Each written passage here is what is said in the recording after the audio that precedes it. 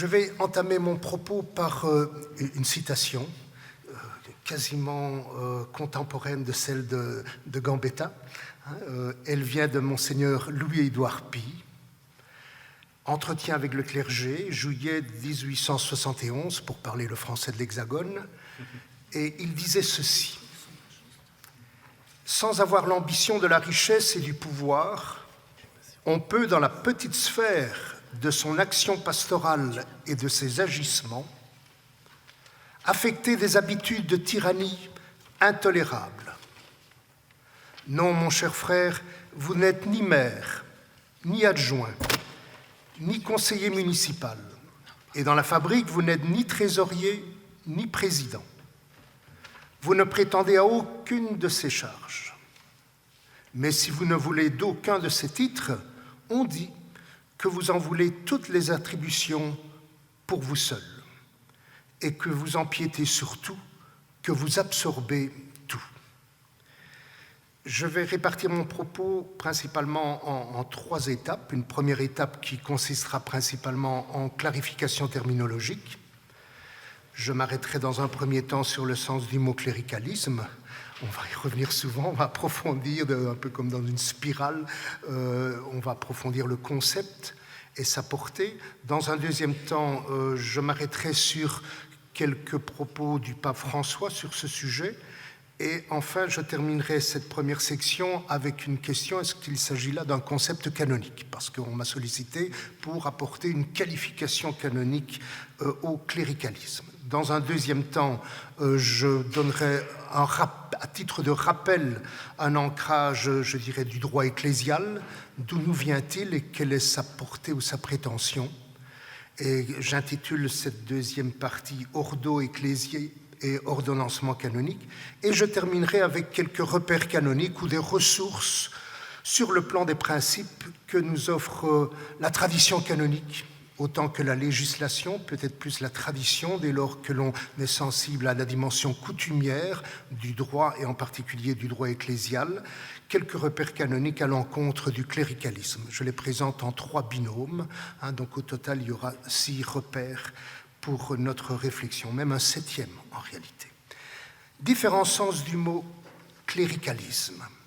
Le petit Robert nous offre la définition suivante: opinion des partisans d'une immixtion du clergé dans la politique, ce que justement Gambetta dénonçait. Le cléricalisme, au sens courant du terme, désigne l'ingérence du clergé dans la politique. Dans l'article cléricalisme dans l'encyclopédie catholicisme en 1949, le professeur Leclerc écrivait ceci: le cléricalisme est la propension d'une église ou d'une société spirituelle, on décloisonne au-delà de l'église catholique, ou d'une société spirituelle à s'immiscer dans les affaires séculières pour transformer l'autorité publique en simple instrument de ses desseins. Le mot est ici utilisé, vous l'avez saisi, en externe, on pourrait dire ad extra.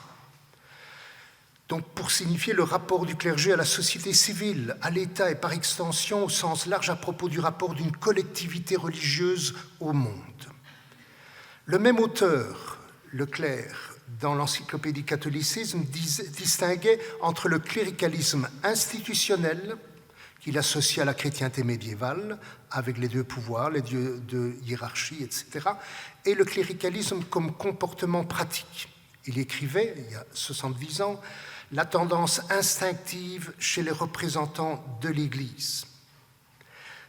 Dans ce cas, on peut y voir une utilisation en interne, ad intra, du concept. Et le mot, dans ce cas, désigne la prédominance, sinon le surplomb, du clergé dans son rapport aux fidèles laïcs, en raison d'une prétention monopolistique ou omnipotente à tout disposer et à régenter sans tenir compte de la vocation et mission spécifique des fidèles.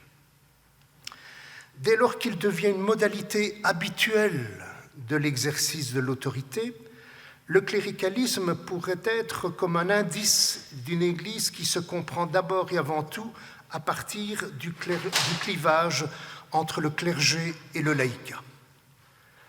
Les laïcs étant les sujets passifs, les objets de l'administration par les clercs et même les destinataires du discours des clercs. Ce clivage ne date pas d'hier, demain en particulier il sera approfondi d'un point de vue anthropologique mais également canonique et théologique.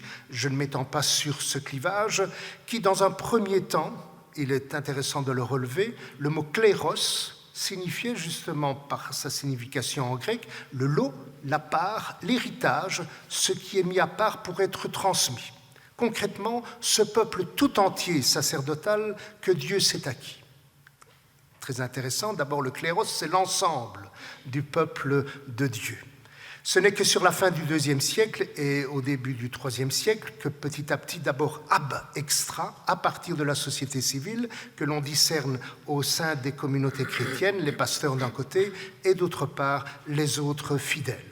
D'abord une distinction sociologique, mais qui se fonde justement sur une distinction théologico-liturgique de statut en fonction justement des charges des uns et des autres. Et il faut entendre ici par clergé, le clergé tel qu'on l'a compris pendant des siècles et jusqu'en 1972, à savoir d'une part les ordres mineurs et d'autre part les ordres majeurs qui jusqu'à peu étaient considérés comme sous-diaconat, diaconat et sacerdoce de l'évêque et des prêtres. Donc à partir de cette période, le clivage clergé-laïcat, d'ailleurs souvenons-nous d'abord Saint Jérôme qui sera repris dans le décret de Gratien, disait « duo sunt genera Christianorum », ce clivage va être progressivement durci pour désigner une distinction de sphères, de domaines d'activité, au laïc le temporel, au clerc le spirituel. Et à partir de là, pendant de longs siècles, jusque pour ainsi dire à la veille de Vatican II, le clivage va servir à désigner le clergé.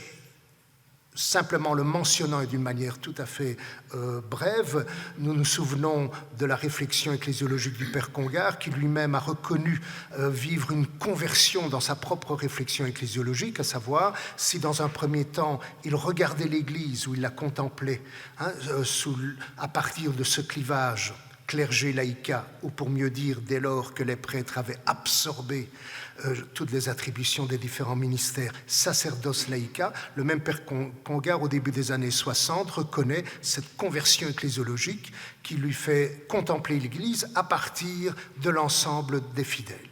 Donc un clivage qui est un clivage canonique, le mot clerc est un terme canonique dans son usage habituel, et n'oublions pas qu'en 1972, et surtout dans le code de 1983, le législateur prend la peine de dire « clericis ministri sacri », les clercs ou les ministres ordonnés. Depuis 1972, les clercs, ce sont les diacres, les prêtres et les évêques.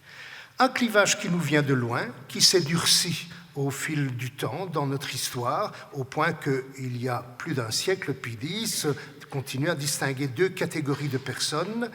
La multitude n'a d'autre devoir que celui de se laisser conduire par les pasteurs, troupeau fidèle de suivre ses pasteurs. C'est au fur et à mesure, je dirais, d'une nouvelle conscience ecclésiale et plus particulièrement de la vocation et de la mission de tous les baptisés que petit à petit a été revalorisée la dignité de tous les fidèles et qui a entraîné d'une certaine façon, dès avant Vatican II et clairement depuis le Concile, une critique du cléricalisme comme tendance des prêtres à absorber, voire à monopoliser les charismes et ministères des autres fidèles. Sous cet angle-là, le cléricalisme est une réalité proprement insupportable pour nous aujourd'hui, et en particulier sous l'effet non seulement du renouveau conciliaire, mais également de l'éthos démocratique de nos sociétés contemporaines. Cela n'entame en rien, et je tiens à le souligner, ce sera par la suite de notre colloque explicité, la distinction théologique fondamentale, qui est une distinction significative, qui consacre une dissymétrie structurante au sein du peuple de Dieu, entre d'une part les ministres ordonnés et le reste du peuple chrétien. Donc dans ce rapport non seulement symbolique, mais sacramentel entre quelques-uns et tous, entre tous et quelques-uns. Voilà donc une réalité qui nous vient de loin, un clivage qui, mal compris, débouche sur ce que l'on peut résumer comme un travers des clercs, qui n'est pas nouveau, des clercs comme individus ou des clercs comme société ecclésiale, et pas simplement l'Église catholique, mais toute autre collectivité religieuse. Il suffit de songer à la théocratie instaurée par Jean Calvin à Genève au XVIe siècle, ou encore au puritanisme dès le XVIIe siècle en Angleterre ou en Amérique du Nord, qui étaient des indices, sinon des preuves, d'hégémonie cléricale, dont on retrouve d'ailleurs encore de nos jours des traces dans certains groupes religieux d'allure sectaire. Voilà ce qu'il m'importait de souligner. Cléricalisme en interne, c'est le propos de notre réflexion et de ma part, sur lequel je vais apporter un éclairage canonique dans un instant. Deuxième temps, que nous dit le pape François? C'est toujours difficile de voir quelle est la source dans le magistère du pape François parce qu'il est tellement original, il va du tweet jusqu'à l'encyclique. Et de fait, si l'on voulait ausculter à proprement parler ce magistère, on pourrait certainement faire de longs développements pendant des pages et des pages. Pour ma part, je vais m'en tenir à 3 lieux significatifs de la pensée du pape François. D'abord, dans un premier temps, dans Evangelii Gaudium, qui est en quelque sorte vraiment son document programmatique. Et dans cette exhortation apostolique Evangelii Gaudium du 24 novembre 2013, le pape François dénonçait déjà le cléricalisme, attention, excessif, curieux, après coup, hein, cléricalisme excessif. L'adjectif précision quelque peu surprenante, comme si le cléricalisme tout court, normal, pouvait être acceptable. Ce cléricalisme excessif, dit le pape François, maintient les fidèles laïcs en marge des décisions et les empêche de s'exprimer et d'agir. Et il est bien la preuve d'un manque d'écoute de la part des pasteurs. Donc, c'est intéressant de relever que dans ce même document, le pape François parle de 2 obstacles majeurs à la réforme de l'Église, pour une Église vraiment synodale. Premier obstacle, le cléricalisme, et le deuxième obstacle, et je pense qu'il y a un lien qu'il nous faudra peut-être examiner au fur et à mesure de notre propre réflexion, tant que de notre dire et de notre faire, un lien avec le deuxième obstacle, l'ecclésiocentrisme. Deuxième texte que je veux alléguer, dans lequel le pape François dénonce le cléricalisme, c'est sa lettre au cardinal Marc Ouellet, le 19 mars 2016, où il parle du cléricalisme comme d'une attitude qui annule non seulement la personnalité des chrétiens, mais tend également à diminuer et à sous-évaluer la grâce baptismale. Attention, là on n'est plus simplement sur le registre strictement individuel, la grâce baptismale que l'Esprit Saint a placée dans le cœur de notre peuple. Donc il y a là une atteinte qui n'est pas simplement relative aux individus comme baptisés, rétablis dans leur dignité d'enfants de Dieu en vertu du baptême et donnés les uns aux autres comme des frères et des sœurs. Et il y a là une réalité qu'il faut prendre d'une manière collective. C'est l'ecclésia, en quelque sorte, qui est blessée par ce cléricalisme. Le cléricalisme est dès lors une déformation qui déconsidère la grâce baptismale de l'Esprit Saint à l'œuvre dans le peuple de Dieu. Le cléricalisme est une atteinte à la grâce du baptême, individuellement ou collectivement. Et cela me conduit au troisième texte que je veux brièvement alléguer. Cela a été dit dans l'introduction tout à l'heure par le professeur Joubert, la lettre au peuple de Dieu du 20 août 2018, où le pape pointe le cléricalisme comme une atteinte à la grâce baptismale, rien de nouveau par rapport à sa lettre au cardinal Ouellet, et il ajoute un germe de division. La culture ecclésiale produite de longue date par ce clivage clergé-laïca ou sacerdoce-laïca, comme étant l'attitude de surplomb des prêtres par rapport au reste des fidèles, la culture ecclésiale produite de longue date a permis de faire perdurer des dynamiques et des comportements abusifs. Alors c'est intéressant de voir qu'à ce propos-là, le pape François va dégager un triple abus. Et mon commentaire débutera par le troisième. Les abus sexuels, les abus de pouvoir et les abus de conscience. Débutons par le dernier, c'est peut-être là la pointe de son propos quand il signale un triple abus. Il est sémantiquement intéressant de constater que l'abus de pouvoir est à la fois abus de conscience, qui désigne l'emprise sur autrui au détriment de sa liberté de conscience, et par conséquent au préjudice de sa liberté chrétienne de croire, mais aussi, en amont, dirais-je, le déni du sensus fidei fidelium. Abus de pouvoir sur la conscience, et donc par voie de conséquence un abus de pouvoir tout court, une emprise sur la vie de la communauté et en particulier sur les individus. Et cela conduit au premier abus sexuel, qui se porte particulièrement sur les personnes les plus faibles et les plus fragiles. Le pape dira alors, dire non aux abus, c'est dire non de façon catégorique à toute forme de cléricalisme. Intéressant de voir que les commentateurs de ces propos du pape François en sont venus non pas nécessairement à critiquer, vous l'avez compris, la nécessité dans la doctrine catholique de la distinction entre les pasteurs et le reste du peuple de Dieu en fonction de cette dissymétrie structurante, le rapport tous quelques-uns ou quelques-uns tous sur base symbolique et surtout sacramentelle, mais la manière dont on risque de mal comprendre ou de se méprendre sur l'interprétation de ce rapport qui est tout à fait structurant pour la vie de l'Église, le rapport de la hiérarchie par rapport au reste des fidèles et vice-versa. Il y a peut-être 3 éléments qui seront développés sans doute dans la suite de ce colloque. Je les allègue brièvement, ils relèvent plus de la théologie, à savoir une mauvaise compréhension, une compréhension étroite de la thématique du caractère. Nous savons bien que cette thématique théologique est essentiellement latine, dans la doctrine non pas traditionnelle mais classique de l'Église latine au IIe millénaire, et le caractère signifie d'abord et avant tout une référence au Christ de la part des ministres. Ils sont en quelque sorte référencés au Christ. Une référence qui marque et qui exprime autant leur appartenance au Christ pasteur. Et donc, de cette compréhension, je dirais, recevable de la doctrine du caractère, on risque, et ça a été un abus ou une dérive, d'en faire une compréhension en termes de séparation. Sur base du caractère, on se sépare du reste des fidèles à l'égard duquel on se met en surplomb. Ce qui est intéressant dans tout ce qui se dit à ce propos-là sur les abus et le cléricalisme en particulier, et vous l'avez sans doute remarqué comme moi, c'est la prégnance, un peu comme la persistance rétinienne des représentations communes qui nous viennent dans l'Église catholique depuis des décennies et des siècles.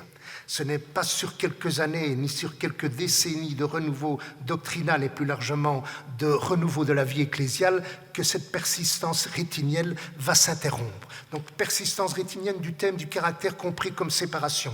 Persistance rétinienne aussi, je serai plus bref, du thème de l'in persona Christi, qui a son Sitz im Leben dans la liturgie pour signifier le moment du récit de l'institution, où le ministre qui préside, l'évêque ou le prêtre, se met en quelque sorte à distance, s'écarte tout à fait pour laisser parler à la troisième personne le Christ qui est présent au milieu de son Église et qui raconte ce récit fondateur par lequel il donne sa vie et dans lequel il nous invite, par ce récit autant que dans le sacrifice unique qui nous rétablit en grâce, par lequel il invite son peuple, son corps sacerdotal à rentrer à son tour.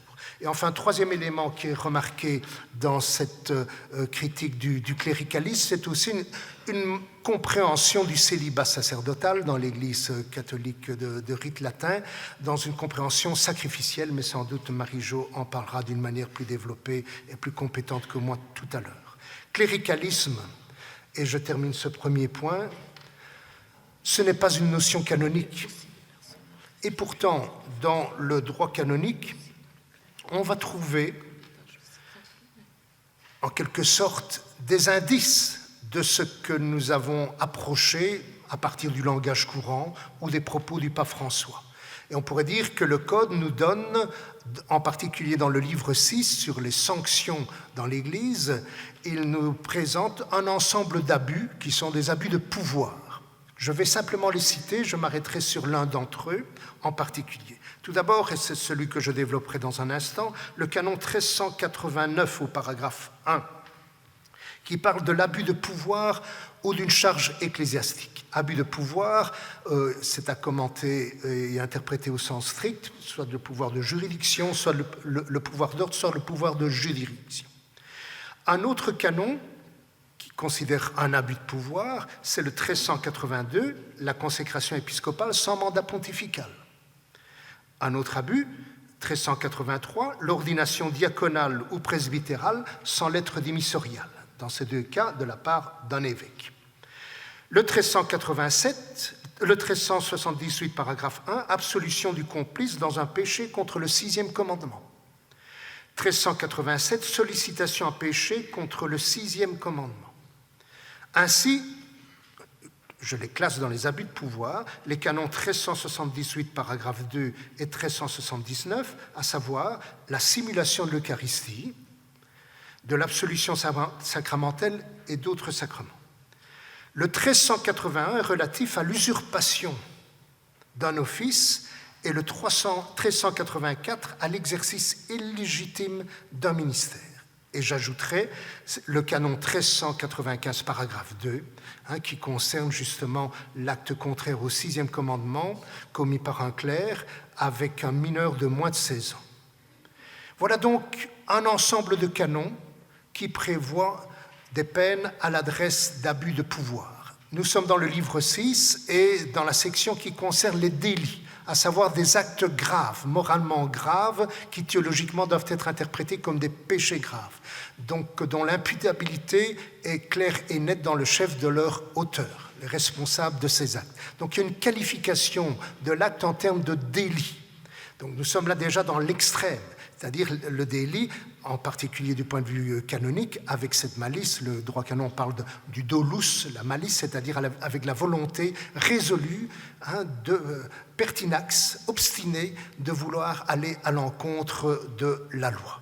Voilà donc un ensemble de délits que l'on peut qualifier comme des abus, d'une manière très générique, des abus de pouvoir. Et le 1389, paragraphe 1, que j'ai cité en premier lieu, concerne les abus de pouvoir d'ordre ou de juridiction, et en particulier les abus d'une charge ecclésiastique. Et c'est là que peut entrer en ligne de compte la considération d'abus de pouvoir de la part de laïcs en mission ecclésiale.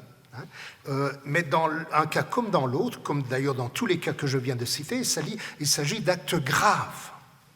Je le souligne, car par rapport à ces délits qui sont prévus par la législation de 1983, du Code de 1983, mais pour lesquels, dans la réalité, la vraie réalité de la vie de l'Église, dans tous nos diocèses, eh bien, rien n'est entamé pour non seulement les combattre, mais d'abord les dénoncer et les poursuivre.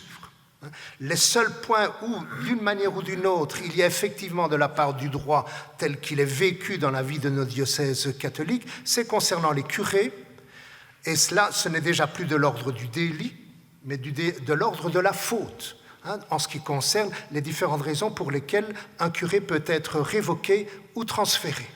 Mais nous ne sommes plus au niveau du délit, c'est déjà un niveau inférieur. Important de le souligner parce qu'à partir de là, je développerai plus cela dans mon texte, ce n'est peut-être pas uniquement le cléricalisme à partir de ces abus que j'ai rapidement évoqués, que je commente plus longuement et dans le texte et dans mon commentaire du droit pénal, c'est ce que je qualifierais volontiers du cléricalisme ordinaire. Un peu comme dans le langage courant, en français on parle du racisme ordinaire. Fait de préjugés, de stéréotypes, d'humour de mauvais goût, de discrimination sournoise, de détermination de boucs émissaires qui n'arrivent pas jusqu'à des actes délictueux tels que la discrimination raciale à l'emploi, des agressions verbales et des voies de fait. À l'instar de ce racisme ordinaire, on doit parler, dire, reconnaître et donc agir contre, faire le racisme, le cléricalisme ordinaire.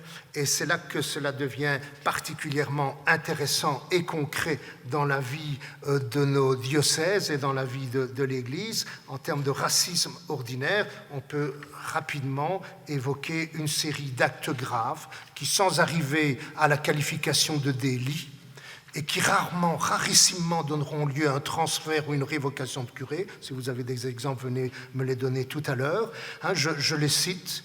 les actes qui portent préjudice à la dignité des fidèles et à leur apostolat, à leur privacy, à leur liberté d'opinion, à la liberté de recherche, à une juste rémunération, à la liberté de conscience, à l'exercice légitime de leurs droits.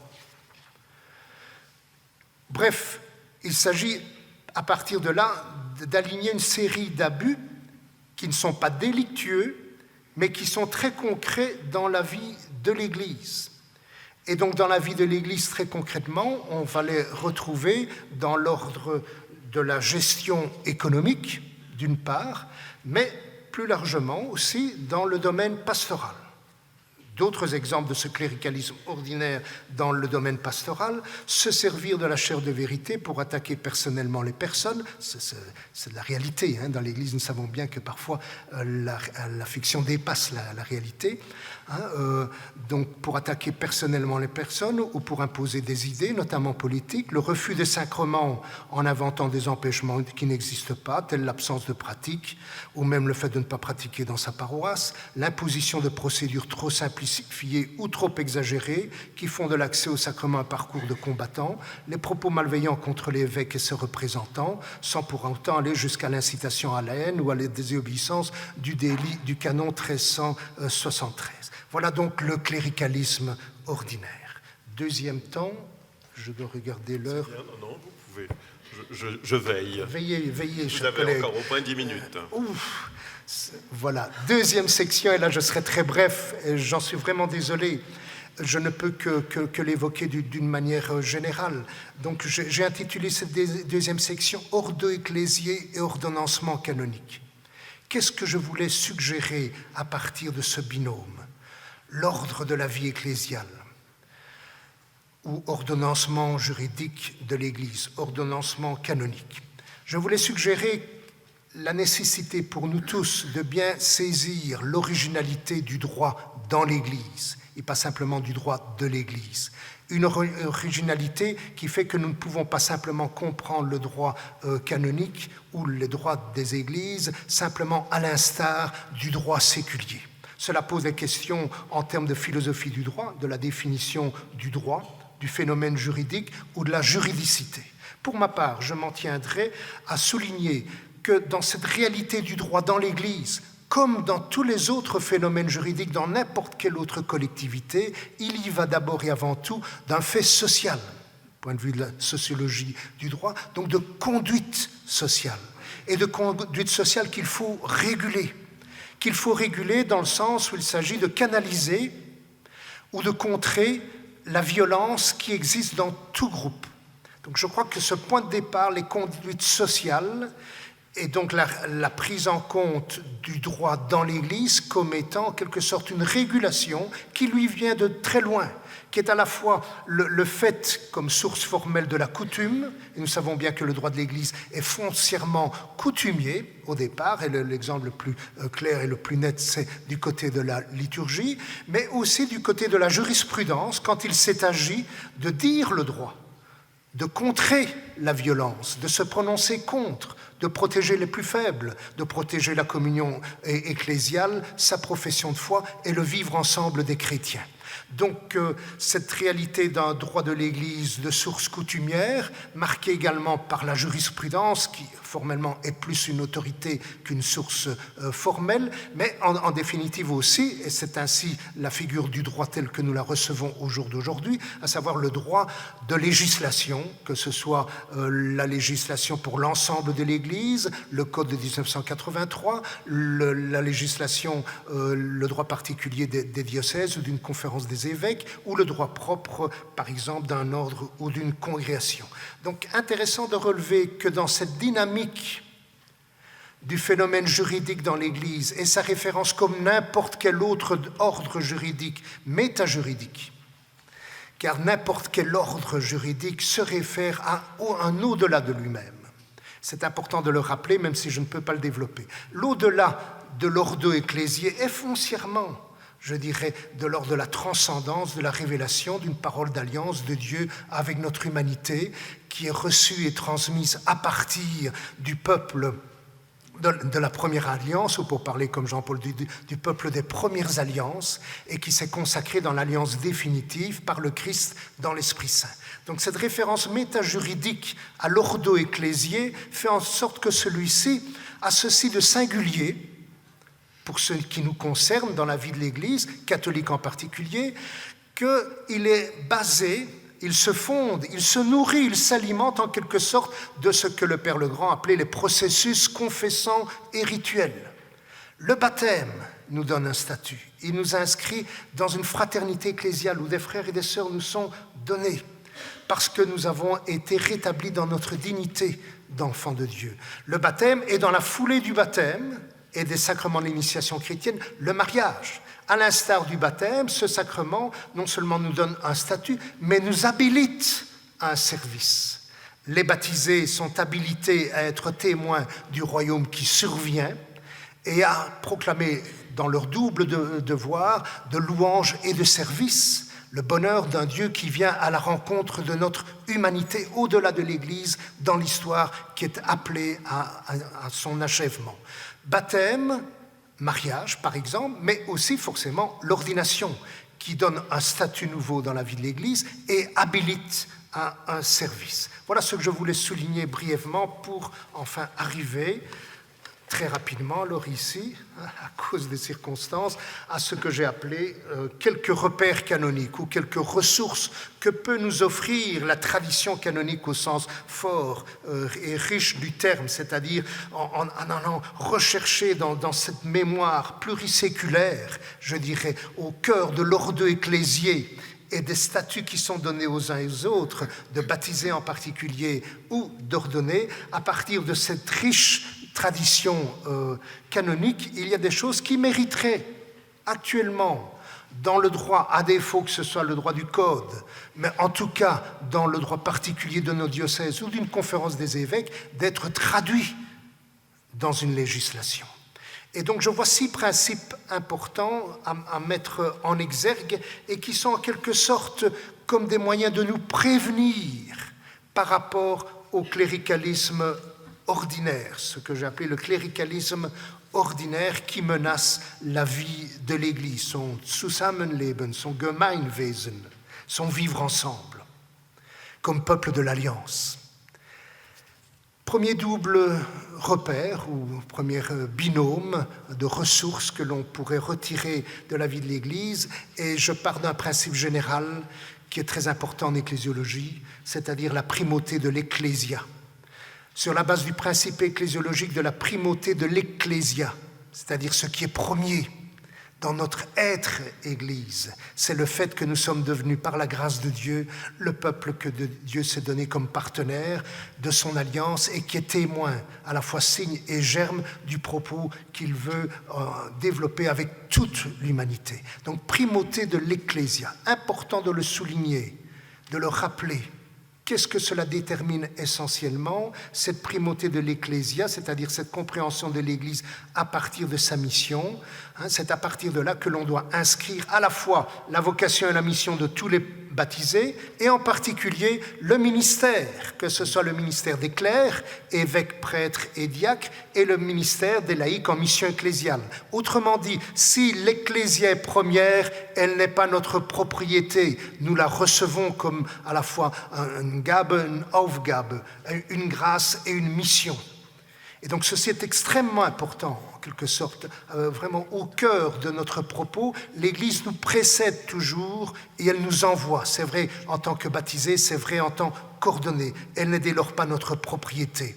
Et donc la merveilleuse variété, pour parler avec le Concile Lumen Gentium 32a, qui est l'Église sainte, sanctifiée, par institution divine, jadis on aurait parlé de droit divin, cette Église sainte, elle est régitur et ordinatur, elle est orientée et trouve son ordo, sa cohérence, justement dans une merveilleuse variété. C'est cette réalité d'une merveilleuse variété qu'il s'agit de protéger, d'accompagner, d'animer, d'édifier. Et donc nous voyons que dans ce même numéro de Lumen Gentium 32a vient se compléter ce qui est assez remarquable d'un point de vue des pères conciliaires qui à 95% étaient des pères latins.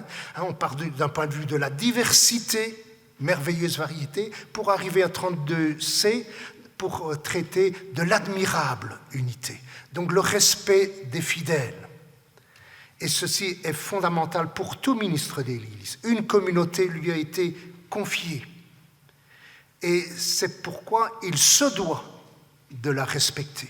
Et j'aime citer, je le développe dans mon texte, justement ces paroles de Maurice Bellet dans un texte qui a déjà 45 ans, publié pour la première fois dans Christus. Vous commencerez par le respect. S'il n'est évidemment pas demandé à chacune d'entre nous de nous aimer au sens fort du terme, même s'il y a le commandement de l'agapé, pour le moins, il s'agit de nous respecter. Et c'est ce que j'attends des prêtres dans mon diocèse, c'est que nous attendons tous légitimement de ceux qui sont au service des communautés qui leur ont été confiées, c'est-à-dire d'être respectés. Respectés au sens fort du terme, c'est-à-dire d'être capable d'établir la distance et la considération du cadeau qui leur a été fait d'accompagner une communauté 2 minutes dans son devenir et pour réaliser sa mission au cœur de ce monde. Ce que je viens de dire sur le respect des fidèles relève de l'Ecclésia comme église sujet, mais trouve tout à fait sa correspondance en ce qui concerne l'église de sujet, c'est-à-dire la synodalité. Reconnaître cette réalité synodale de la vie de l'Église, c'est non seulement se mettre à l'écoute, grâce à Dieu, la plupart de nos évêques, le mien en particulier ou les miens, parce que j'en ai déjà servi 2, ont ce sens de l'écoute et c'est fondamental. Mais il ne suffit pas simplement d'écouter en termes de synodalité, il s'agit de consulter, de prendre l'avis, ce qui engage un peu plus. Donc ça veut dire qu'on rentre dans une dynamique où petit à petit on articule, selon cette distinction commune des sociologues depuis une quarantaine d'années, la decision making et la decision taking. On élabore ensemble une décision en Église dans laquelle les pasteurs sont impliqués dès le départ et pas à la fin du processus. Mais il revient aux pasteurs en vertu même de leur mission. Donc de leur ordination autant que de leur mission canonique, en vertu même de leur ordination et de leur mission, il leur revient de prendre la décision, c'est-à-dire de la mettre en Église, de l'inscrire dans la communion ecclésiale. Brièvement, faites-moi la grâce de 2 minutes, cher professeur Valin, et j'arrive ainsi au deuxième binôme. C'est la seule grâce, mais dans le peuple qui est né de la grâce, c'est la moindre des choses que nous puissions nous l'échanger de temps en temps, mais je ne devrais pas être au préjudice de Marie-Jo. Donc, deuxième binôme important de relever, le pouvoir légitime de servir. J'aime bien souligner que servir est un pouvoir. On est habilité à cela. Les ministres de l'Église sont habilités à servir.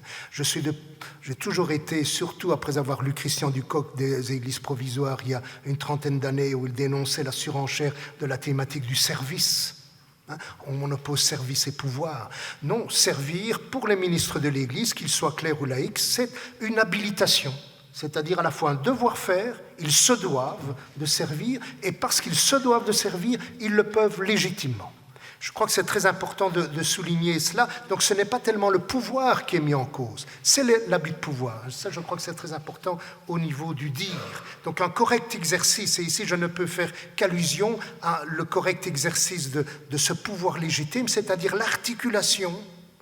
Et c'est tout un apprentissage, on a bien dit qu'il faudra du temps, tout autant, pas seulement pour penser, mais pour faire, dans l'Église catholique latine, justement pour réarticuler l'exercice du pouvoir entre quelques-uns et tous. À l'écoute de tous, le pasteur, mais entouré de quelques-uns, accompagne ce peuple et pour lequel, à l'écoute de ce que l'Esprit dit à son Église, il se doit de le conduire vers les sources de la vie. Cette fois, il faut conclure parce que c'est le temps de débat qui est réduit. Je conclus simplement avec ceci et je m'en tiens à la lecture de ma conclusion, c'est la meilleure façon. N'est-il pas quelque peu ingénu de considérer le droit ecclésial comme une ressource alors qu'il est en crise depuis des décennies ? Voilà, vous voulez dire que je détruis ce que j'ai monté. L'inertie canonique, parce qu'il faut bien reconnaître que le droit canonique n'intéresse pas grand monde, il est largement ignoré, et en particulier par des pasteurs qui n'y recourent qu'in extremis. D'abord, ils vont trouver un avocat civil et puis éventuellement un canoniste. L'inertie canonique semble ne pas trop les préoccuper. Et la crise actuelle, justement, est en quelque sorte un signal d'alarme. La lutte contre le cléricalisme, deuxième réflexion, comme comportement individuel ou comme dysfonctionnement institutionnel ne peut se réduire au domaine juridique ou canonique. Cela a été dit dès l'introduction, cela sera explicité dans un instant. C'est donc un travail de longue haleine. Troisième réflexion de conclusion, la légitime préoccupation de contrer le cléricalisme intra-ecclésial risque d'alimenter ce que le pape François se plaît à dénoncer, l'ecclésiocentrisme. Donc réfléchissons là-dessus. L'Église doit se libérer de ce faire nombre, de cette préoccupation d'elle-même, pour s'ouvrir ou faire signe d'un amour plus grand. Et enfin, pour citer Leclerc, l'auteur de la notice dans Catholicisme en 1949, les ministres de l'Église doivent d'autant plus se garder du cléricalisme que les peuples ont la mémoire longue et qu'ainsi les fautes commises dans le passé peuvent gêner gravement les intérêts de l'Église et entraver l'exercice de sa mission spirituelle. Propos, vous en conviendrez aisément, dont la clairvoyance et la justice demeurent d'une triste actualité. Merci.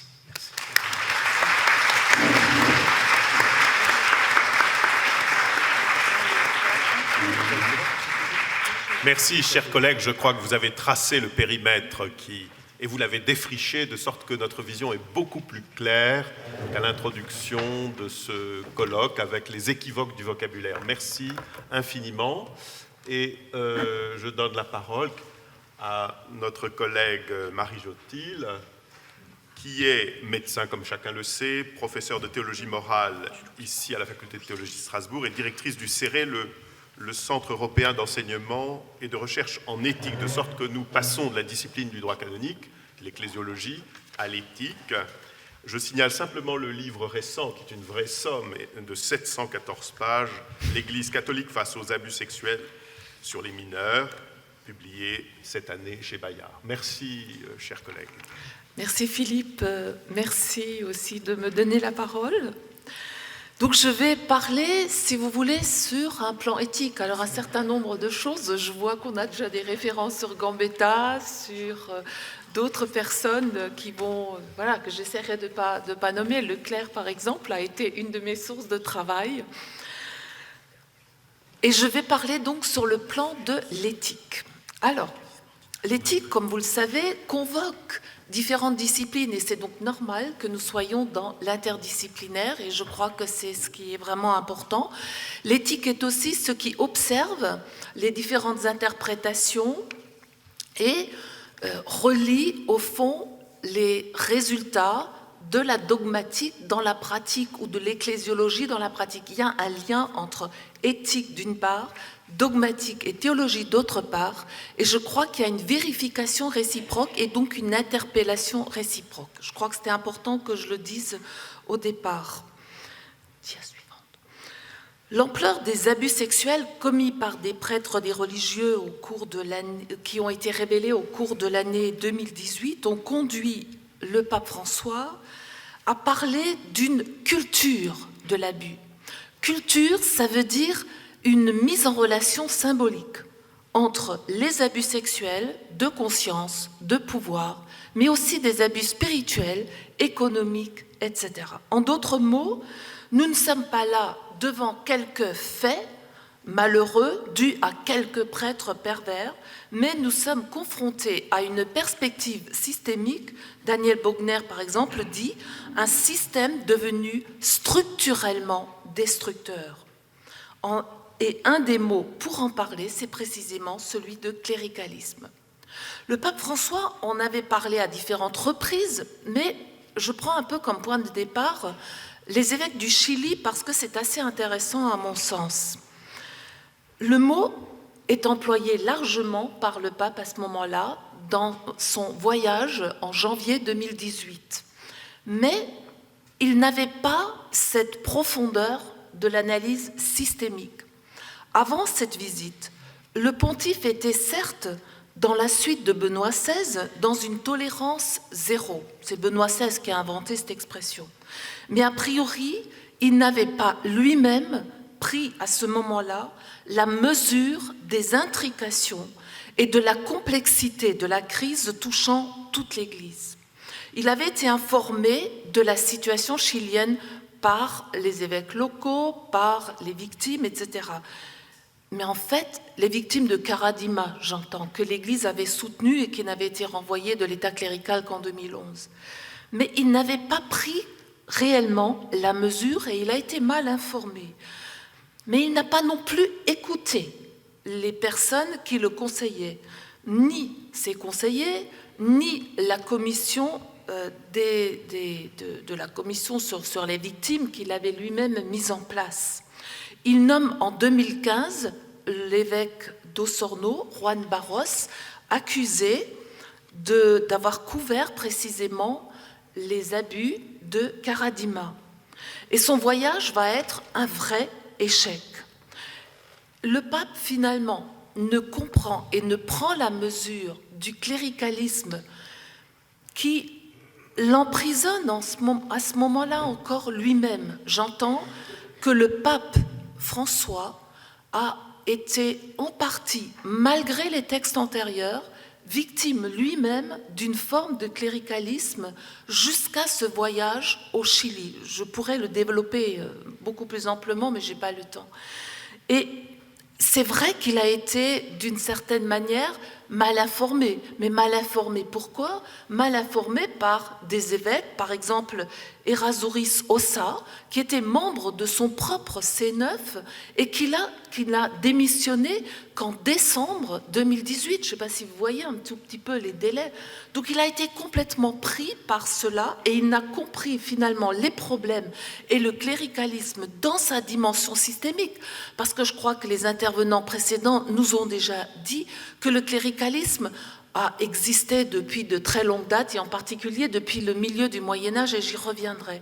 Mais le pape François lui-même est pris dans ce jeu-là, et ce n'est qu'à partir du rapport de l'évêque de Malte qu'il va envoyer sur place et d'un collaborateur de la Congrégation pour la doctrine de la foi, qu'il va comprendre, en écoutant aussi les victimes qui l'accueillent à Sainte-Marthe à Rome, qu'il comprend véritablement le problème du cléricalisme, qui comprend aussi la complexité systémique des abus et qu'on comprend, nous aussi, à notre tour, la résistance personnelle et collective de la hiérarchie de l'Église à franchir ce pas.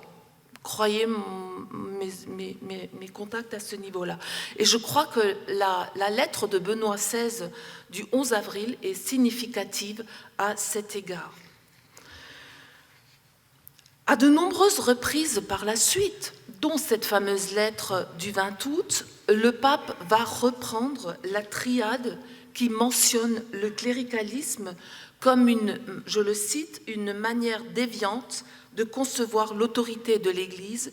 Dire non aux abus, c'est dire non de façon catégorique à toute forme de cléricalisme, on l'a dit. Celui-ci, en effet, génère, et le pape lui-même le reconnaît, et je crois que ça a été dit et répété, ce n'est pas une nouveauté, génère des scissions communautaires, l'élitisme, des dynamiques de division et de séparation, de l'autoritarisme, des spiritualités narcissiques.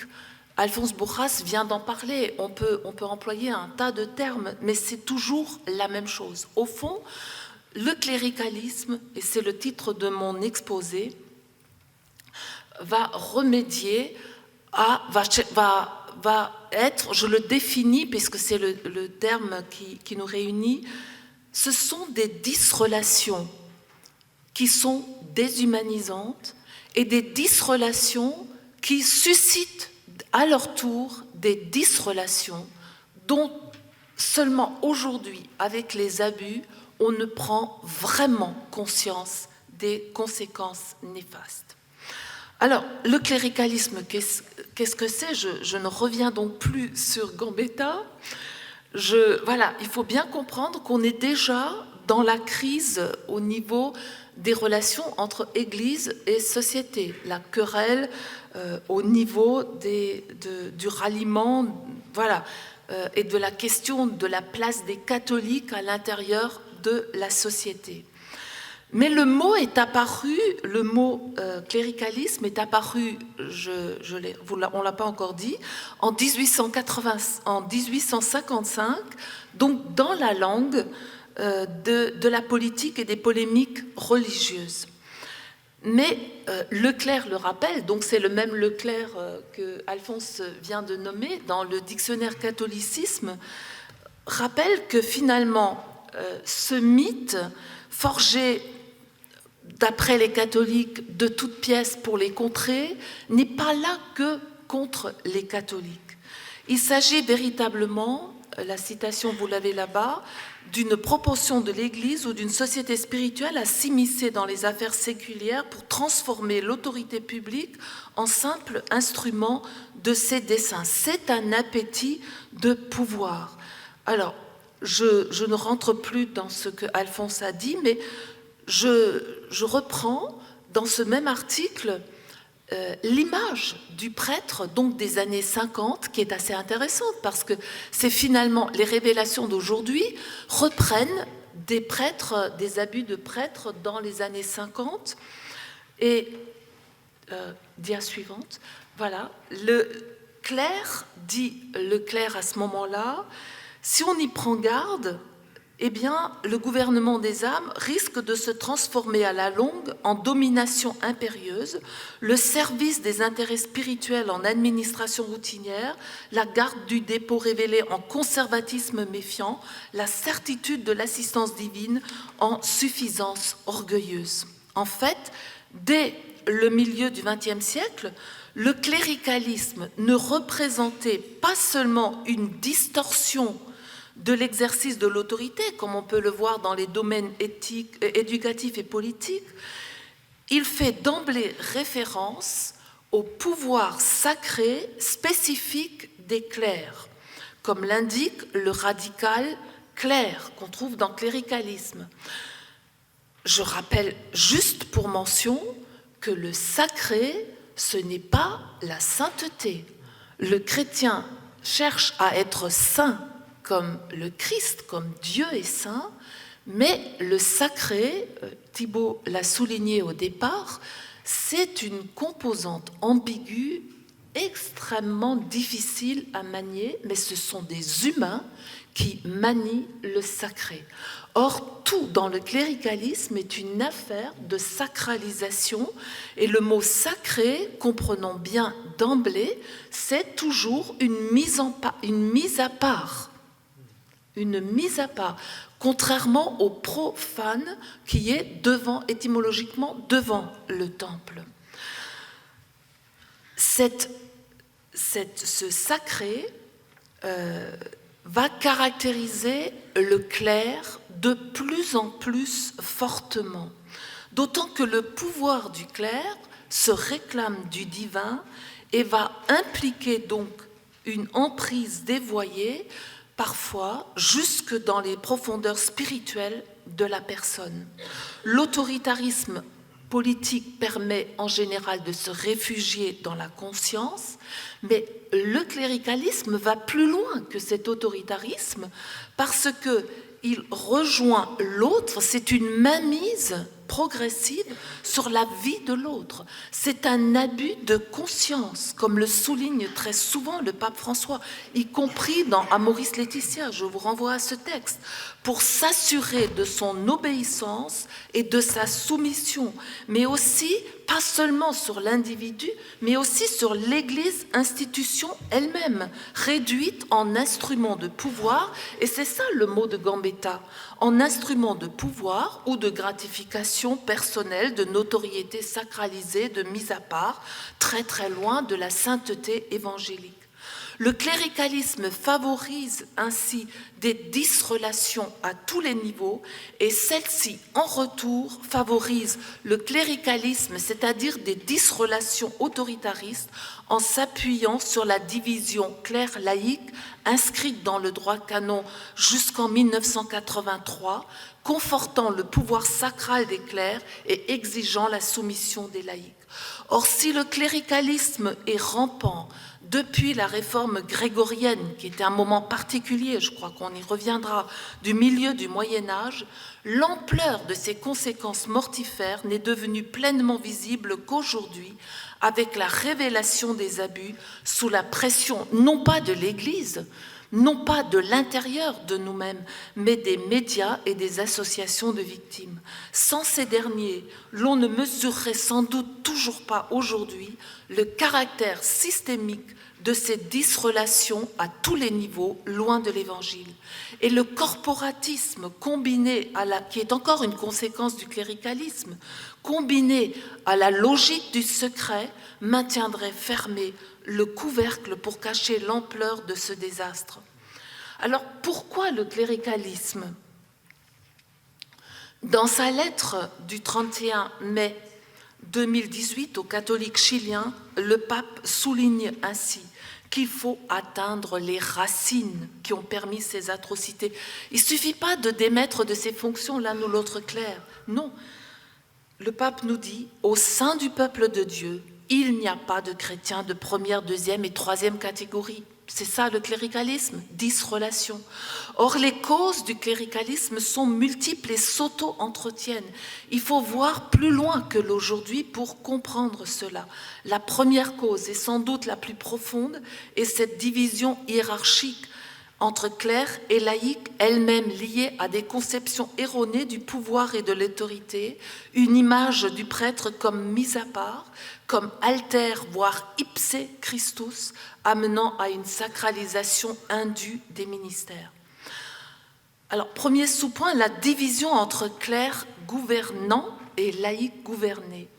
C'est précisément ce à quoi le Concile Vatican II a cherché à remédier avec la notion de peuple de Dieu dans Lumen Gentium et accompagné de diverses mesures, la création de structures institutionnelles, les synodes diocésains, les conciles provinciaux, les conseils pastoraux et économiques qui devaient permettre aux laïcs d'exercer, entre guillemets, leur droit de baptiser au cœur de l'Église. Jean XXIII avait également prévu un nouveau code de droit canonique qui attendait les décrets d'application, mais il faut attendre 83 pour que Jean-Paul II le publie, et comme le souligne Hervé Legrand, il réduisit alors, je cite Legrand, au minimum ce droit de la communion. De surcroît, aucun synode et aucun conseil comportant des laïcs n'est déclaré obligatoire et ils n'auront dans chacun qu'un statut consultatif, autant vous dire que ça n'a pas vraiment marché. Or, pendant tout ce temps, perdurait et s'aggravait le cléricalisme issu de la seconde moitié du Moyen-Âge et du Concile de Trente, et codifié dans le droit canonique de 1917 qui est en vigueur jusqu'en 1983. Dès avant le Concile de Trente, comme le montre Nicole Lemaître, que nous entendrons cet après-midi, c'est l'ouvrage de Clichtophe, De Vita et Moribus Sacerdotum, publié en 1519, et s'appuyant sur Chrysostome et Grégoire de Nassiance, qui détermine l'idée d'un prêtre comme mis à part au service de la liturgie. Le Concile de Trente choisit délibérément de privilégier le lien du prêtre à l'Eucharistie plutôt qu'à la parole de Dieu, et plus précisément du sacrifice eucharistique. Le prédicateur de la parole passe au second plan. Comme vous pouvez le lire, le prêtre est un médiateur mis à part pour l'Eucharistie et le pardon qui est l'intime, je n'ai pas le temps d'en parler, mais va jouer un rôle considérable, dont tout l'effort doit être de tendre à une identification totale, vous entendez, totale, au Christ crucifié, au point de devenir Christ vivant, sans aucune distance entre moi et le Christ. L'on est dans une identification très forte, trop forte du prêtre au Christ crucifié, tandis que la résurrection et l'Esprit Saint, vous l'aurez remarqué, sont les grands absents de cette théologie et de cet Esprit Saint. Celui qui est ordonné, on dit consacré sacré est étymologiquement mis à part comme homme sacralisé, du sacrifice eucharistique et du sacrement de pénitence, sacrement sacralisé. Cette identité nouvelle doit compenser et justifier à ce moment-là, au moment du Concile de Trente, son célibat et sa continence, parce que ça n'allait toujours pas de soi. Alors que là, ça va s'imposer, mais c'est reçu comme un nouveau sacrifice, c'est-à-dire ce que l'on fait sacré pour que le prêtre soit encore plus sacralisé et tienne enfin cette continence. Pouvoir sacré dont le corollaire est la sacralisation ministérielle. Le prêtre s'impose aux laïcs par son pouvoir de consacrer et d'absoudre, tandis que les laïcs ne bénéficient que des grâces christiques que s'ils reconnaissent cette autorité sacrale du prêtre. Le Concile de Trente est tout à fait évocateur. L'Écriture leur donne aux prêtres, quelquefois à juste titre, le nom d'ange et de Dieu. Vous voyez, c'est encore la même chose. Si je prends Pie XII, dans le texte Sacra Virginitas, il évoque la virginité comme vertu angélique. Je crois que, et le code de droit canon qui va suivre en 1917, est encore dans cette logique. Un seul canon pour les laïcs en les cantonnant dans un rôle passif, je cite, les laïcs ont le droit de recevoir du clergé, conformément aux règles de la discipline ecclésiastique, les biens spirituels et spécialement les biens nécessaires au salut. Hervé Legrand commente: ce code ignore le peuple de Dieu et son unité, car il ne connaît que des laïcs subordonnés. Or, c'est exactement ce que l'on retrouve, par exemple, dans mon livre, j'en parle pas mal, Marie Keenan, qui a auditionné des prêtres qui ont abusé d'enfants, je la cite, reprend des choses de cet ordre, elle dit « Quand ils abusent d'enfants ou d'adolescents, ils ne pensent pas leur faire du mal ou les blesser.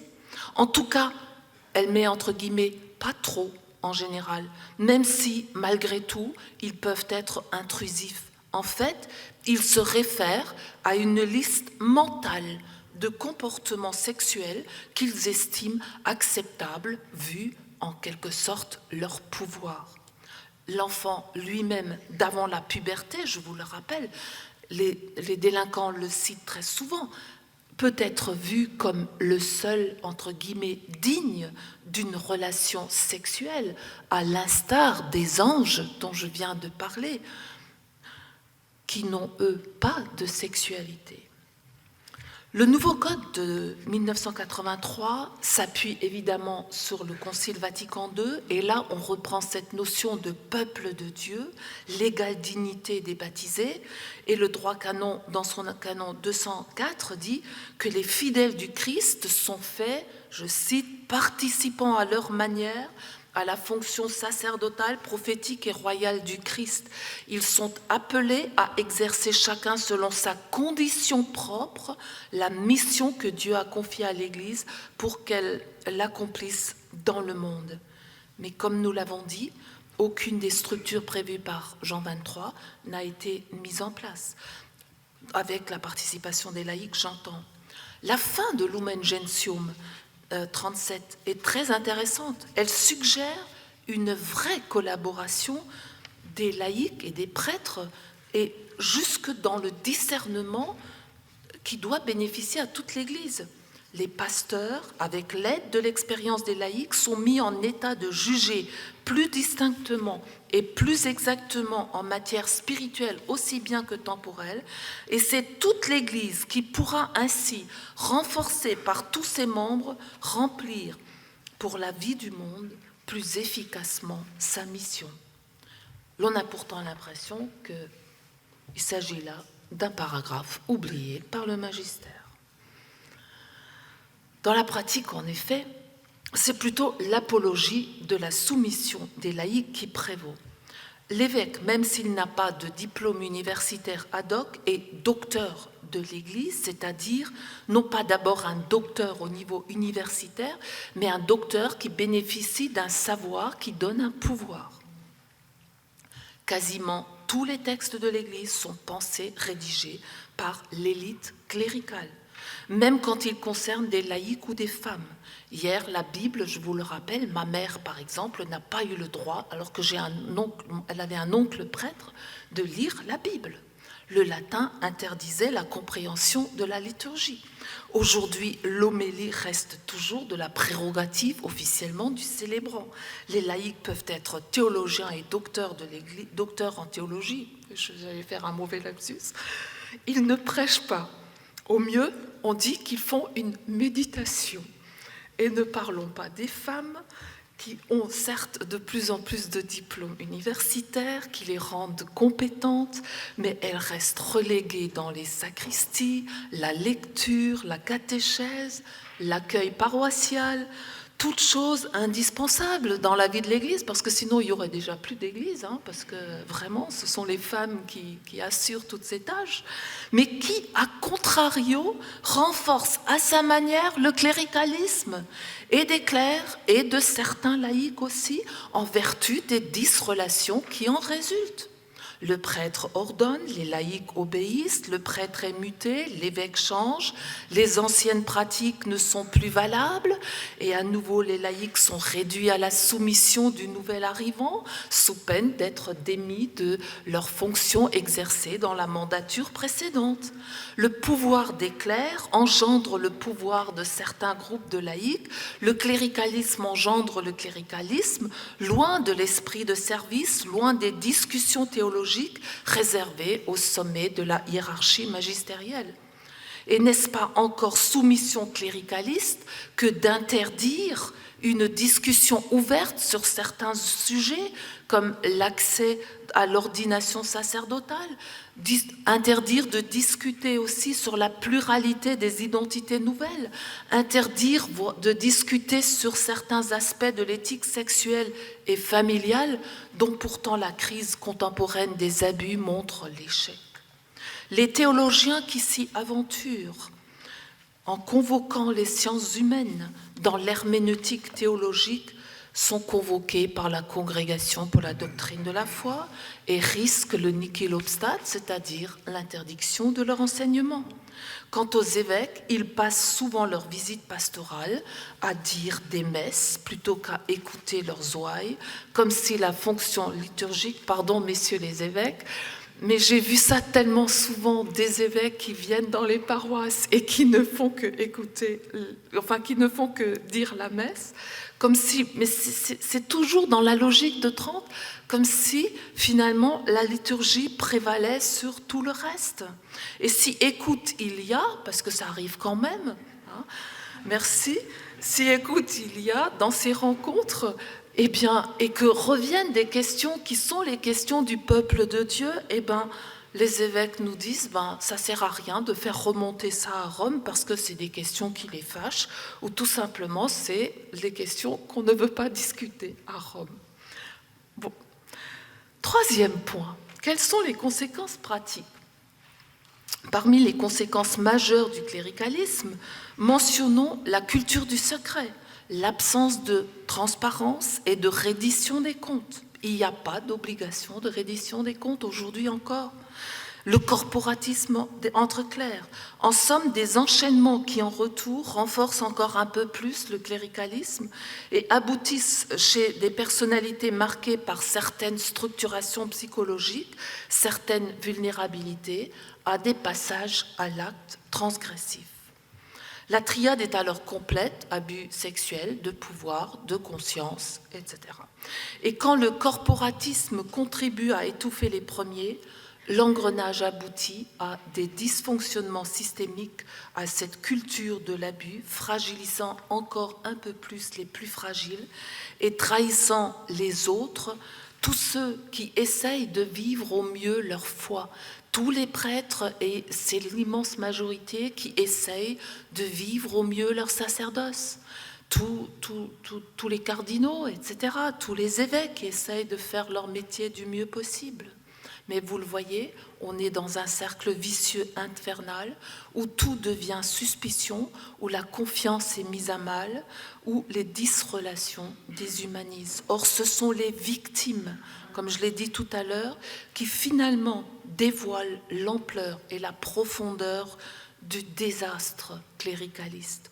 Toutes les victimes définitivement trahies dans leur foi et leur confiance, toutes, enfants, adolescents, adultes, personnes fragiles, avec un handicap, une maladie, mais aussi séminaristes, religieuses.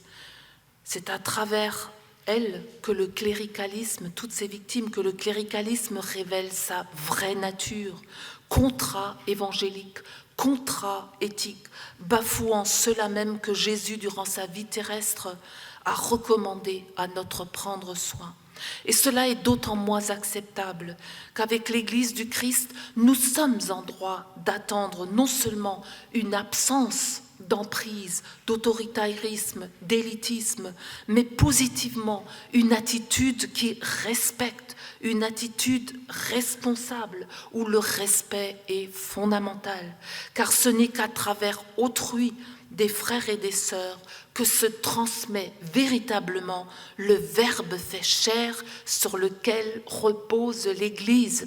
Si cette parole ne se transmet plus, l'Église n'existe plus. L'Église est fragile. S'il y a crise de confiance et de foi, attention, danger. À travers le cléricalisme, c'est l'Église elle-même aujourd'hui qui se met en danger. La bonne nouvelle de l'amour du Christ fait chair humaine est-elle encore audible?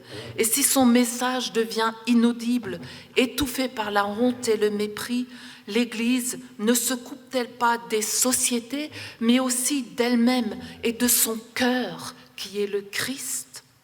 La réforme n'est pas simple pour autant, car il s'agit de sortir du corporatisme des clercs qui se retrouvent trop souvent seuls entre eux et se protègent mutuellement. Aujourd'hui encore, parce que moins nombreux, parce qu'ils peinent à discuter franchement avec un collègue qui leur semble, entre guillemets, problématique. C'était le cas à Lyon. L'état clérical signifie en quelque sorte une promesse de protection et de réalisation de soi pour tous les clercs, y compris ceux marqués par des déficiences psycho-affectives ou une perversité. Mais dans le système cléricaliste actuel, ces derniers, ceux qui sont justement fragilisés psychologiquement, affectivement, ils sont eux-mêmes aujourd'hui victimes du système toxique de l'Église.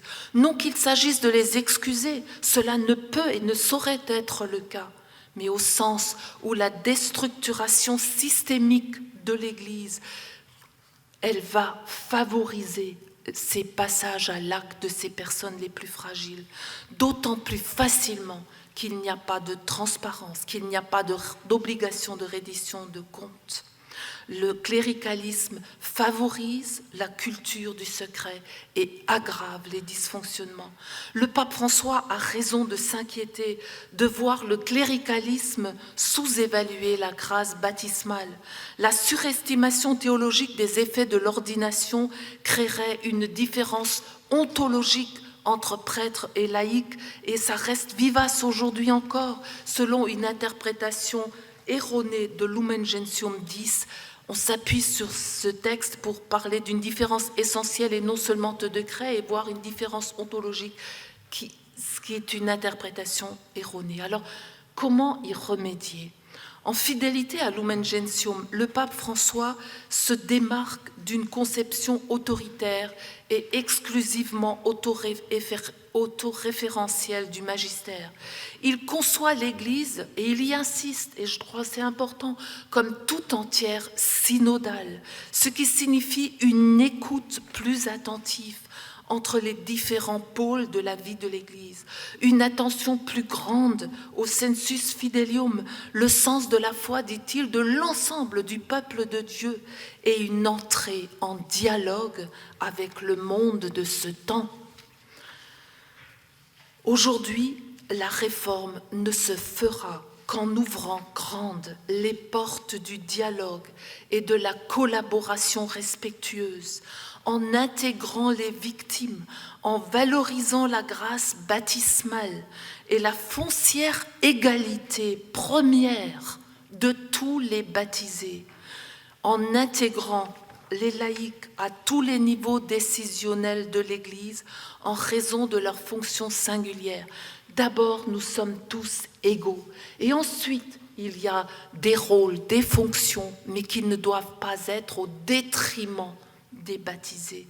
Le cléricalisme ne se résoudra que dans l'ouverture des instances décisionnelles à toutes les vocations, ce qui signifie aussi désacraliser la figure du prêtre. Le célibat continent n'est pas à survaloriser et ne confère aucune supériorité, prêtant le flanc au narcissisme et à la tentation de se croire plus parfait que les laïcs. Le célibat n'est qu'une manière de répondre à l'appel du Christ, tout comme le mariage ou d'autres formes de vie consacrée. Chaque état de vie est noble quand il est choisi et accueilli de façon mature comme une manière d'aimer le Christ, d'aimer autrui et de vivre l'évangile du Christ.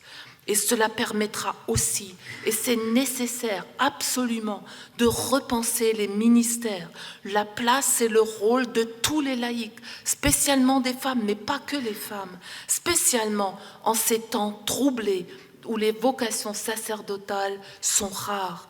Peut-être pour inciter l'Église à aller de l'avant et à oser de nouveaux styles, de nouvelles manières d'annoncer l'évangile du Christ et de vivre la foi.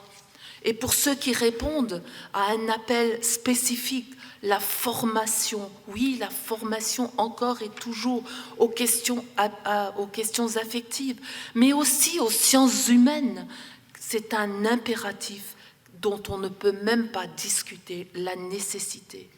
Mais le cléricalisme ne sera pas surmonté sans passer en même temps par une réforme de la gouvernance de l'Église, du fonctionnement de la curie qui est en cours, de l'exercice du pouvoir. Mais le vocabulaire, ne l'oublions pas, n'est jamais anodin. Et il reste beaucoup de résidus cléricalistes dans le langage de l'Église. Certaines expressions frisent l'abus du pouvoir, l'emploi quasi exclusif du masculin dans la liturgie en France. On a réformé le Notre Père, mais pourquoi on n'a toujours que des frères et jamais des sœurs, excusez-moi, là où le Canada a réformé depuis de très longues décennies. Ou encore l'excès de paternalisme, écho à un patriarcalisme démodé, mais dont l'Église catholique cultive encore les derniers restes. Ou encore la malcompréhension de ce in persona Christi, Alphonse l'a évoqué tout à l'heure, de l'action du prêtre qui peine à intégrer l'écart fonctionnel entre le représentant qu'il est pour assurer les fonctions et les rôles de l'Église, et c'est nécessaire, et d'autre part le représenter qu'est Dieu. Dernière dia. Comment parvenir, demande Bogner, à la dépossession ontologique de la fonction sacerdotale? Comment la traduire socialement sans perdre, ce faisant, l'expression spécifiquement catholique de la foi? La crise ouverte par les abus spirituels et sexuels n'est ni périphérique ni marginale. Elle ne concerne pas seulement quelques centaines, voire quelques milliers, plutôt des milliers d'ailleurs, d'individus malades et quelques évêques maladroits qui ont maltraité les problèmes. Elle relève d'un système qui l'a permise et où le cléricalisme est central. Et je crois que c'est foncièrement important d'en prendre la mesure. J'arrive à la conclusion. Le soir du jeudi saint, dans le récit de la Passion selon saint Luc, Jésus évoque les épreuves terribles qui attendent les disciples du Christ. Mais continue Jésus, s'adressant à Pierre, « J'ai prié pour toi, pour que ta foi ne défaille pas. Toi donc, quand tu seras revenu, affermis tes frères. » Cette prière de Jésus nous empêche aujourd'hui de désespérer. Je ne désespère pas. Mais en même temps, elle doit nous mettre le pied à l'étrier.